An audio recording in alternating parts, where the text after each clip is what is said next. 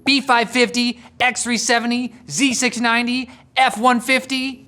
If you're shopping for a motherboard, and you want to make sure it has features that are a bit more substantial than the tacky heatsink and tons of RGB, you should pay close attention to these names because they tell you what chipset the motherboard has, which is a chip that determines which CPUs you can use, how many ports and PCI Express slots your system supports, and whether you can overclock. Vroom vroom, you know what I mean? But Intel and AMD each use their own cryptic series of letters and numbers to designate what kind of chipset a board has, kind of like they do with their CPUs. So today, let's decode what these chipset names mean for consumer motherboards, starting on the Intel side.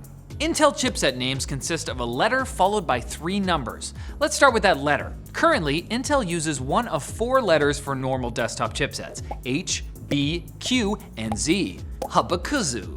If you want to overclock, make sure to get yourself a Z chipset. These are the only ones that allow multiplier overclocking on your CPU.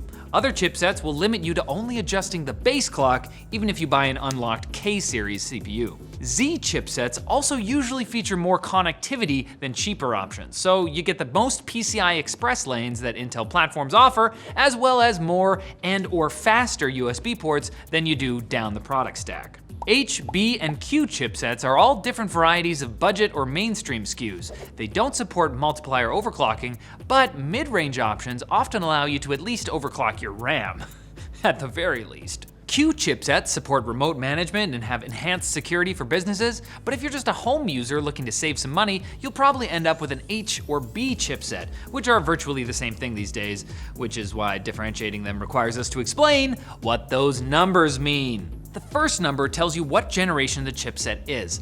Alder Lake CPUs use 600 series chipsets, 500 series is for Rocket Lake, and 400 series is for Comet Lake, with lower numbers corresponding to older generations. Remember though, that a BIOS update can sometimes make a newer CPU work with an older chipset. The third number is always a 0, but the second number is what's going to tell you important information about the chipset's features compared to others within that generation. If the second number is a 1, you're getting the lowest end chipset in that generation, such as the H510 or the H610. You get no RAM overclocking, only 2 memory slots, fewer USB and SATA ports, and no support for Optane or RAID. It sucks! Higher numbers, like a 6 or 7, mean it's a mid-range chipset with RAM overclocking, 4 memory slots, extra USB and SATA ports, and Optane and RAID support. I mean Optane, guys! We love it!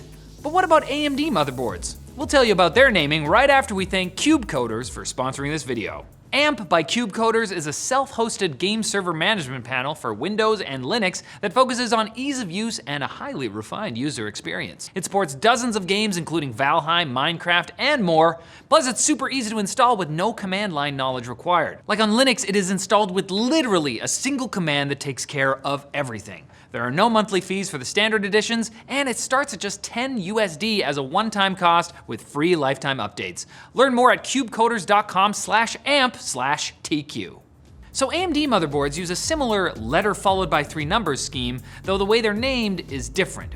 AMD only uses 3 letters, A, B, and X, ABEX. If you want CPU multiplier overclocking, go for a B or an X chipset, as the cheaper A chipsets are the only ones that don't support it. X chipsets also give you the most and the fastest USB and SATA ports, with B giving you fewer and A the least. If for some reason you're still using Crossfire or SLI, A-series chipsets also don't support Crossfire, and if you want SLI, you'll need to specifically buy an X chipset.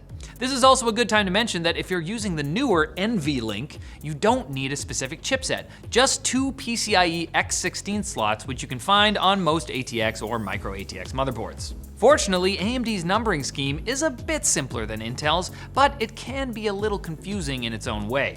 The only number that really matters here is the first, as this tells you which generation of processor is compatible with the chipset. First generation Zen, so your Ryzen 1000 and 2000 chips, used 300 and 400 series chipsets. Second gen, or Ryzen 3000, used 400 and 500 series chipsets, and Zen 3, or Ryzen 5000, used 500 series only.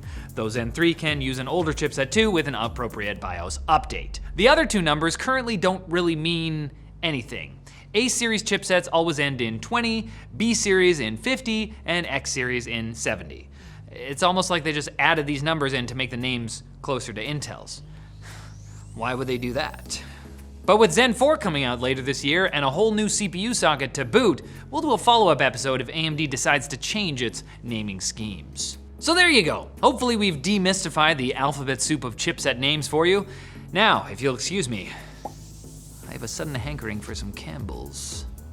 That's it for this video, guys. Thanks for watching. Like the video if you liked it, dislike it if you disliked it. Check out our other videos and comment below with video suggestions. Oh!